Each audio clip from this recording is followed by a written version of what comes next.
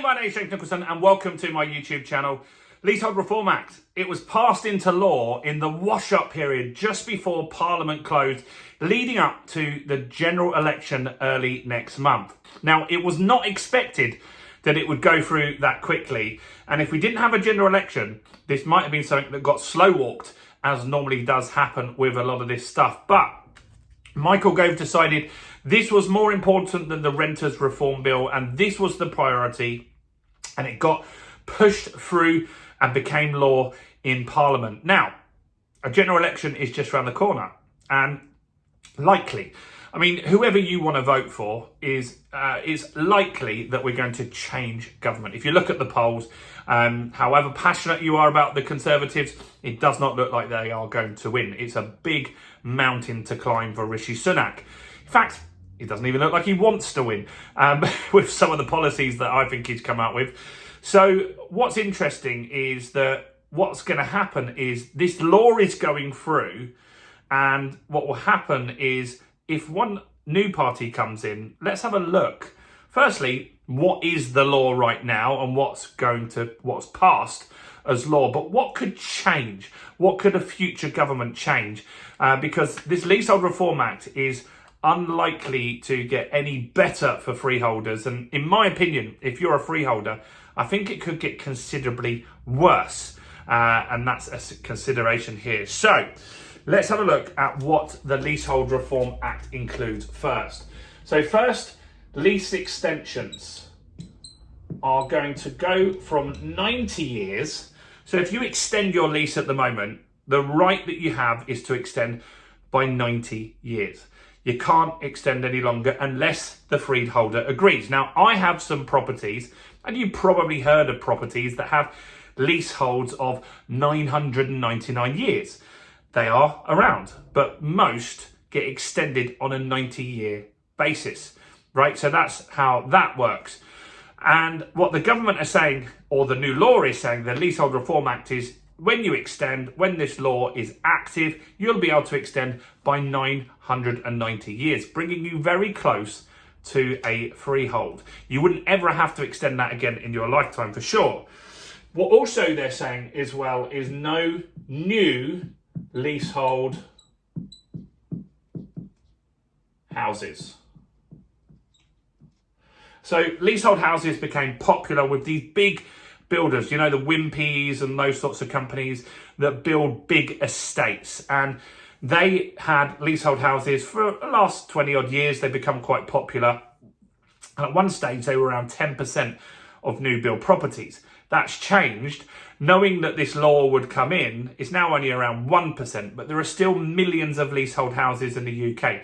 Now, they're going to stay leasehold, but new ones, new deals will not be able to be leasehold once this law is active. If you bought one next week, it still could be a leasehold, but probably, like more than likely, a lot of places have stopped doing leasehold houses now. So that's interesting as well.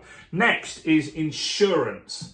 So when you have a leasehold, there's a management company normally that manage the property for you, and they pay the insurance, they help get the maintenance organised, and a lot of people don't like them for various different reasons. Now, one is that they take hefty commissions off the insurance, as much as 30% off the premium. So if they get insurance for your block for £1,000, they're making 300 quid as a kickback from that insurance company. Now, the fact that it's a percentage also incentivizes them to get the most expensive insurance. They're not incentivized to get the cheapest insurance for you. Right now, you can't do much about it.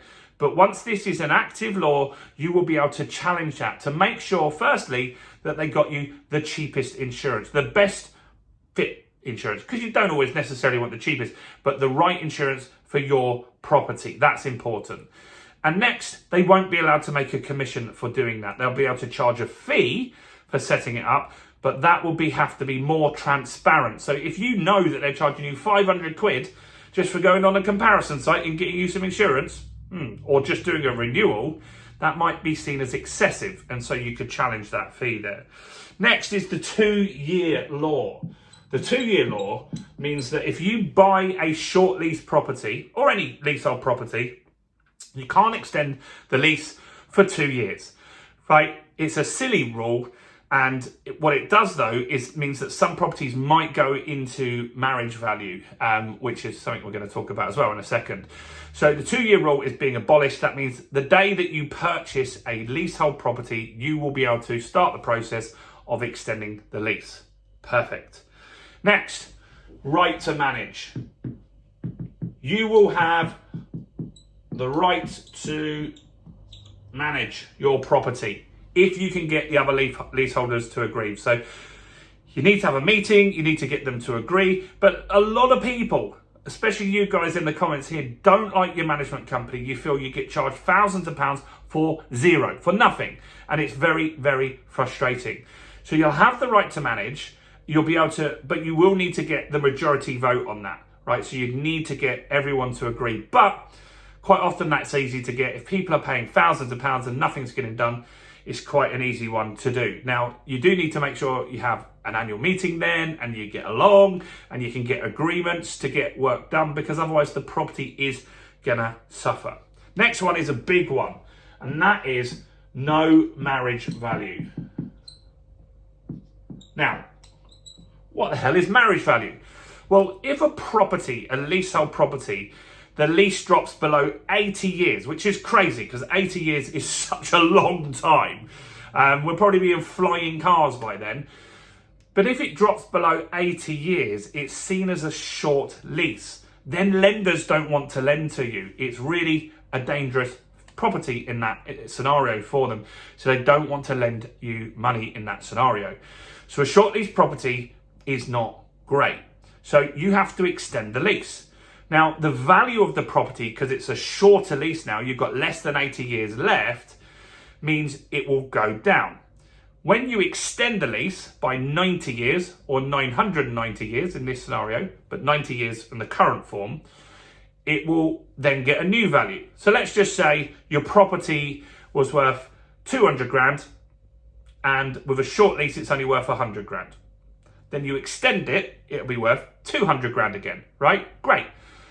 Now, the marriage value is the cost to extend the lease, and that's half of the added value. In that scenario, it's 100,000. It's worth 100 grand with a short lease, 200 grand with a long lease. The difference there is 100 grand. So you will then, the cost to extend the lease will be half of that value. In that scenario, to extend your lease will cost you £50,000. And in central London, people pay hundreds of thousands of pounds to extend these leases. With that scenario, marriage value is getting abolished. We don't know the exact figures, but it will be roughly half the price to extend your lease. So rather than 50 grand, it will be 25 grand. If you've got a 10 grand extension, it will go down to 5 grand. It's going to make a big, big difference. It allows you to then extend up to the 999 years. You never have to do it again, and the value of your property will go up. That is good. What else? Service charge. So service charges are a bugbear of a lot of you that watch my videos. You'll be able to challenge them now. You'll be able to get transparency once this active law comes into place. You'll be able to say, you know what am I getting for my money? Tell me. We've got one we're challenging at the moment, even without this law passing, where they're charging us in this property for window cleaning in the corridors every single year. £500 between 5 flats. There are no windows. Also, they're charging for water rates. There is no water in that property, in that area. People have water in their flats, but not in the common area. So that's something we're getting removed, and we're hopefully getting it backdated because they charged us last year. The old management company didn't do that. These guys have just come along and done that. You'll be able to challenge it more easily, and that's a positive thing. More transparency is good. Ground rent. Now, this was something we were hoping was going to get capped at 250. Nothing changed. Nothing changed. The current rules are still the same. When you extend your lease, your ground rent gets abolished. That's the same, but nothing else changed. So that's the current law. That's what's that's passed already. That's just getting worked through for King's Assent, and then it will work out. Probably it'll be active in 2025 at the latest. So what are the other guys saying? Because the Tories put this in place, they're unlikely to win the election. Sorry if you disagree, but I think that's pretty much what's going to happen. So the Lib Dems are saying that the Lib Dems, which is, let's face it, unlikely that they'll get in power, but let's still look at what they're saying. They're saying they'll abolish leasehold, which Labour did say as well, but they've changed their mind on that, and they'll cap ground rent. Now, the abolishing of the leasehold is, a lot of legal scholars have said, it's not likely to happen. It's totally unrealistic. It couldn't happen because of human rights. The freeholders, their asset, you can't just take something away from them. This isn't the 1800s, right? You're not going to be able to do that. There's too much money. And who would pay them? The government would have to pay billions in compensation if they did that. And they're not going to want to do that. So that wouldn't likely happen. Labour, they are saying that no leasehold flats. So they would keep the same, all of this. The Tories have no leasehold houses, new ones. The Labour are now saying no new leasehold flats. So new build properties would not come with a lease. None of them. No houses nor flats. So that's a bit of a extension on that, which should be interesting. And this is really what we've got to look at, because this is likely to happen. Labour are likely to win if you go by what the polls say.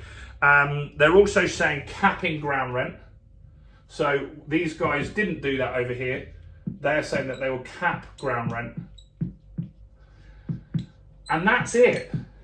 It seemed like more, because weeks ago, months ago, they were talking about abolishing leasehold, like the Lib Dems have said. They come out with a statement and said, well, look, we can't do that. It's not looking likely that that's possible. So we'll change our manifesto. We're saying we will stop new leasehold houses and flats, and we will cap ground rent, because the ground rent's a contentious thing. The ground rent had to get taken out of the bill, and because that was the sticking point to get it through in this wash-up period. It just wasn't going to happen. It wouldn't have gone through. So they took that out and left it as it was in order to pass the law before Parliament closed.